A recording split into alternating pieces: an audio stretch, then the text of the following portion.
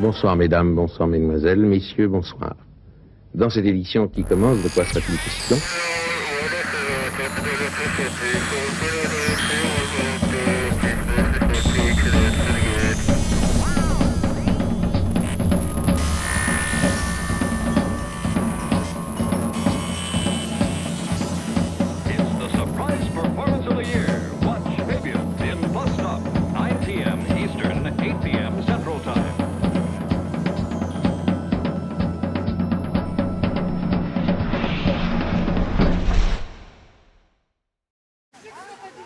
Je sais même pas si je suis coiffé, enfin c'est l'horreur. Non, t'es pas bien coiffé, mais ça, C'est vrai habituel, ouais. En même temps, si t'es coiffé chez Glenn, on va dire, mais qu'est-ce qui se passe Ouais. C'est plus toi si t'es coiffé, quoi. Donc, Ok, et ben c'est parti, ça tourne. Corinne Souche, lycée Paul Dué, Cambrai. Donc je viens depuis 1999, du siècle passé. Moi je suis Eric Robert, je suis prof de maths sciences, j'ai la certif vidéo et je suis enseignant au lycée Pierre Masson à Saint-Herblain, banlieue de Nantes. Et je viens depuis 2006, donc je suis plus jeune que toi. Ouais, de beaucoup. De beaucoup. Pourquoi on vient en RLV ? Parce que déjà, c'est une motivation dans l'année, ça nous permet d'avoir un objectif, tout simplement. Donc avec les élèves, le premier truc qu'on leur parle évidemment de ce festival. Et on leur dit qu'on a une date limite et que là, il faut créer un court-métrage de moins de 7 minutes avec une thématique, une contrainte créative. Et voilà, et c'est notre moteur, c'est ce qui nous motive. C'est la première raison. C'est la première raison. La deuxième raison, c'est le beau temps, parce que comme on sait que toutes les années, il fait super beau. Alors cette année, il fait super beau, mais bon, l'année dernière, il faisait quand même particulièrement mauvais.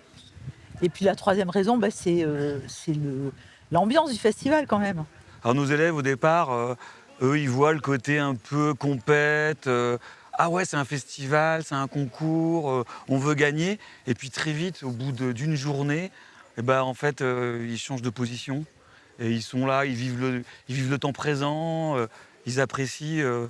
C'est ça l'idée, en fait. Je pense que vraiment, ils le voient comme ça. Et puis nos élèves, en lycée pro, ils sont des fois un peu... mais ils sont pas toujours à l'aise, ils sont un peu timides, ils savent pas où ils vont et tout ça. Et très vite, ils s'ouvrent. Et ça, c'est plutôt chouette. Enfin, c'est un peu l'idée, quoi. Je crois que ce festival, il s'appelle Rencontre. Et c'est pas pour rien. Déjà, ils trouvent des gens qui sont passionnés par la même chose qu'eux, parce que tous ceux qui sont là, ils font du cinéma, soit en option, soit en spécialité pour certains, soit en atelier. Mais enfin, ils sont quand même animés par cette passion du cinéma. Et là, ils rencontrent que des gens qui ont la même passion qu'eux. Donc, c'est vachement bien. Ils ont des sujets de discussion qui sont un peu poussés, c'est bien. Voilà. Et puis après, il y a toute l'ambiance en dehors, mais ça, c'est déjà pas mal. Alors après, évidemment, il y a la petite excitation du samedi soir, où il y a la remise des prix, où tout le monde joue le jeu, quoi. Et c'est ça qui est drôle. Et puis voilà, quand on rentre du car, qu'on ait un prix ou pas, on a quasi oublié le truc, quoi. On se rappelle juste des bons moments, quoi. Enfin, moi je vois comme ça, et souvent les élèves, c'est comme ça. Voilà, et puis si on veut pas perdre, on joue pas. Donc, oui, c'est le jeu, quoi. À partir de là, on sait que quand on vient, on repart bredouille. Beaucoup vont repartir bredouille, mais finalement, peu importe. Tu dis ça parce que tu gagnes souvent, toi, c'est pour ça. J'ai jamais gagné. Avec un peu de recul, je trouve que les films sont d'un bon niveau. Alors c'est dû souvent au matériel, mais pas que.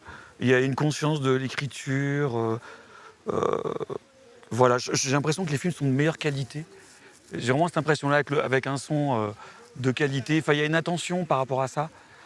J'ai trouvé qu'il y a une certaine évolution. Au début, quand je suis arrivé, il y avait beaucoup de films il y avait des intentions, mais au niveau de la réalisation, il y avait des soucis. Et aujourd'hui, je trouve qu'au niveau de la réalisation, c'est chouette, vraiment. Il se passe vraiment des choses intéressantes. Ouais, moi, je trouve qu'il y a une vraie évolution parce qu'avec vraiment la démocratisation des téléphones portables qui font des films de très très bonne qualité, les élèves font des choses en dehors des options, en dehors des cours, ils bidouillent tout seuls. Et moi, ce que je regretterais un peu ce qui concerne notre lycée à nous, c'est le fait que moi, les films, je les vois presque plus. C'est-à-dire qu'avant, on les suivait en montage, ils montaient au lycée. Et là, ils montent plus. Moi, chez moi, ils montent plus au lycée, ils montent chez eux. Et donc, ils les apportent d'une semaine sur l'autre, mais on est moins derrière. Donc, parfois, on laisse passer des choses qu'on n'aurait pas laissé passer avant. Donc, c'est un peu mon regret. Mais ce qui est bien mieux, c'est que ça se démocratise. C'est-à-dire que maintenant, les élèves font des films. Et ils osent.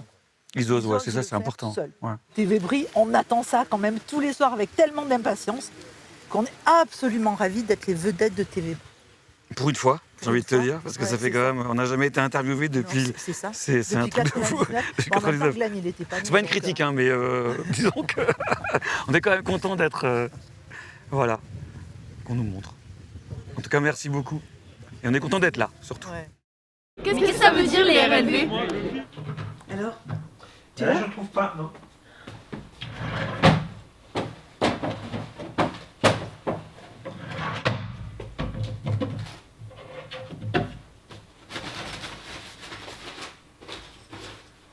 Dans le sac?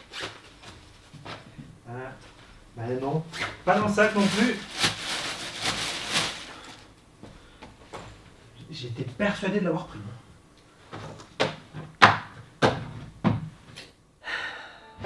RLV retrouve le Viagra. Mais au fait, ça veut dire quoi RLV?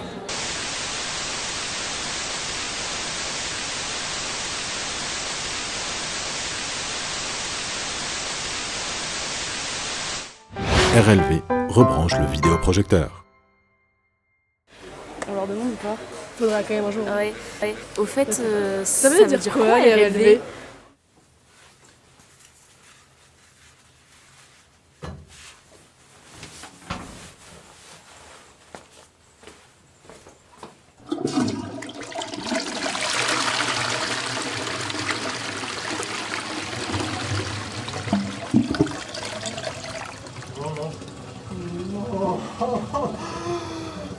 Chérie! RLV rapporte la ventouse. Mais Noé, dis-moi, qu'est-ce que c'est les RLV? Ouais.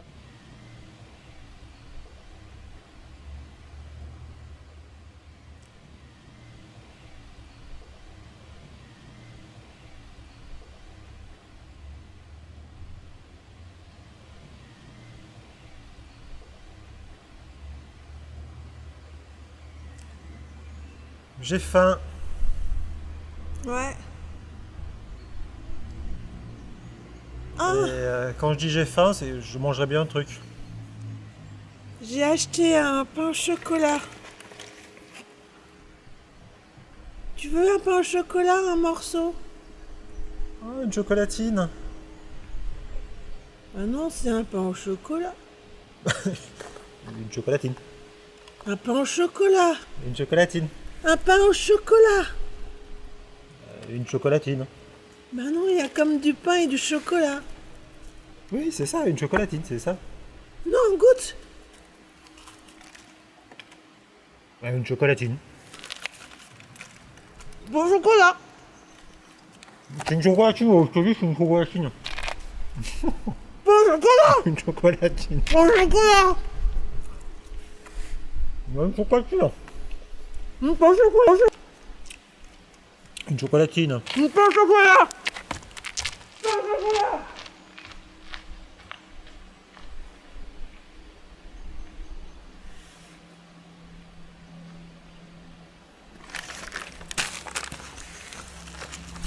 Une chocolatine.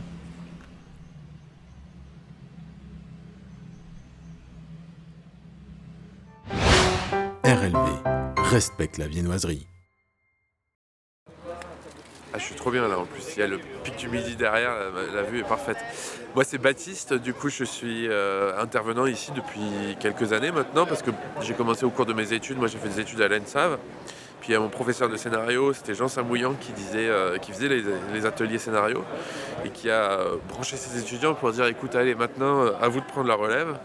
Et d'ailleurs je le croise encore assez souvent, mais ça y est, lui il a arrêté et moi j'ai pris, bon voilà, en tout cas moi je me suis porté volontaire quoi, pour venir animer les ateliers scénario. Donc c'est vrai que j'ai peut-être fait quelques années où je ne l'ai pas fait. Il y a eu beaucoup d'évolutions parce qu'il y avait des ateliers autour de la lumière qui marchait bien quoi.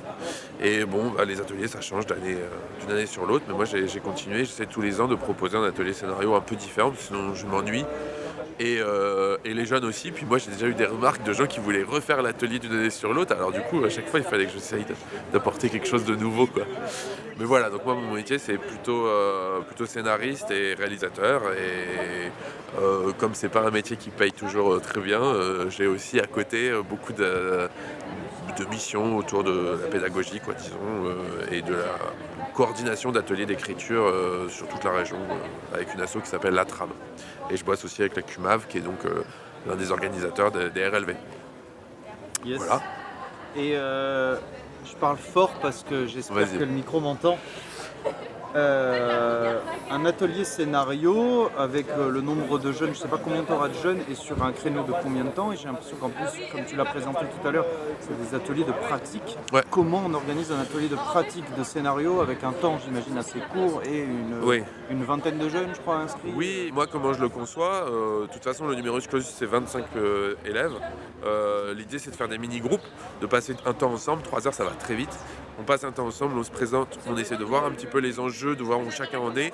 On regarde un début de film, c'est comme ça qu'on va procéder. On essaye de voir un petit peu qu'est-ce qui est mis en place, c'est des films un peu emblématiques en termes scénaristiques, quoi. Qu'est-ce qui est mis en place? Est-ce que d'ores et déjà il y a des pistes très claires ou est-ce qu'il y a des possibilités racinaires différentes, quoi, un petit peu, et comment on s'en empare par mini-groupe. Donc chaque groupe va essayer d'aller s'emparer d'une proposition de développement du film qu'on va regarder.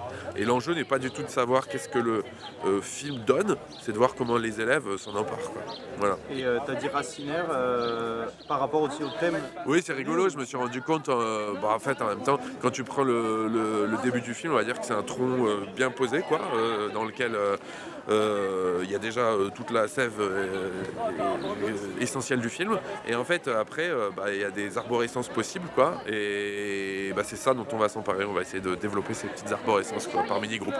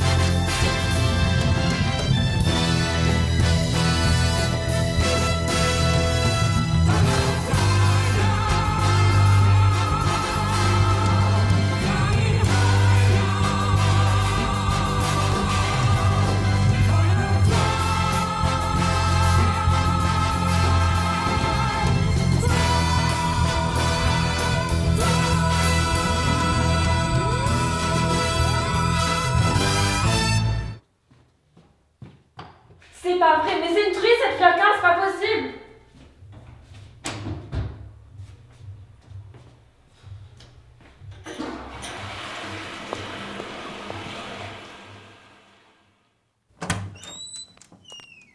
Mais vous avez vu dans quel état vous avez mis les toilettes? Vous me prenez pour qui? Mais vous êtes là pour ça. Si ça pleure, tu pisseras moins.